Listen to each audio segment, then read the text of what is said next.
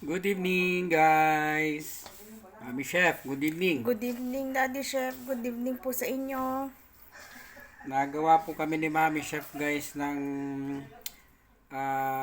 empanada Dough, crust. crust. Crust, Mami. Crust, Ayan po, ito po ay harina, butter, sugar. Advice ko lang, depende sa inyo, mamili kayo. Pero preferred po namin yung brown sugar. Brown sugar po. Pero nasa sa inyo yan. Ngayon kung salted butter ba yan? With salt? With salt. Kung with salt, huwag na kayo maglagay ng asin. Tapos, ayan, na pag-combine na natin, ganitong texture niya pag wala pang tubig. Kasi kailangan ito ng tubig, guys. Ganyan, no? Ito may ano na to, may butter.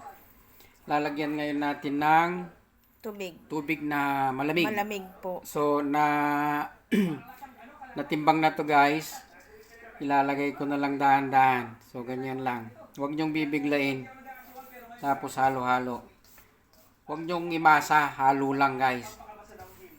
Pag sa empanada, guys, halo-halo. Walang masa. With care.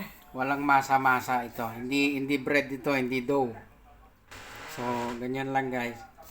Salamat po sa nagpaluto o nagpagawa. Ayan, guys. Nagsisimula na naman tayong gumawa kasi nagsisimula na silang magpaluto. Hinintay nilang medyo mag-init-init ang panahon kasi malamig pa dito, guys.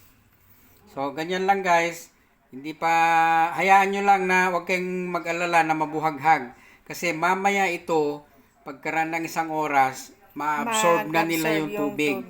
Huwag kayong, ang tawag doon, sasabihin nyo, dry pa, dagdag kayo ng dagdag. Hindi. Magiging malabsa yung crust ninyo.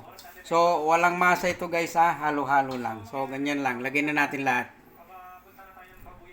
So, ayan, guys. Ganyan lang. Halo.